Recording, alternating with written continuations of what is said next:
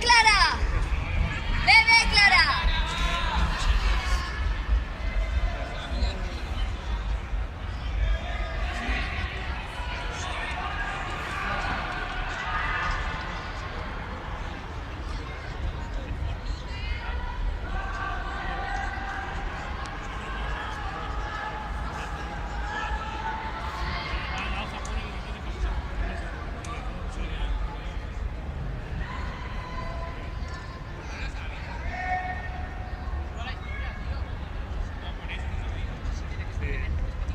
¡Va, Clara!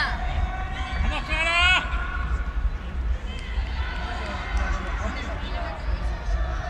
Una pequeñita, la primera que he dicho yo.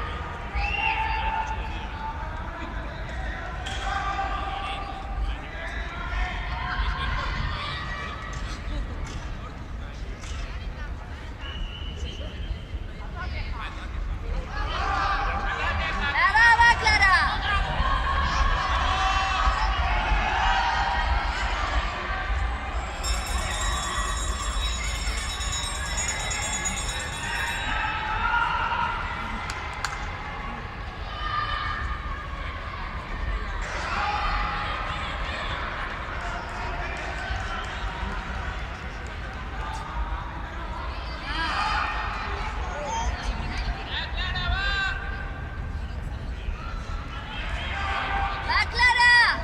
¡Va, Clara! ¡Ay, qué cara pone, por Dios!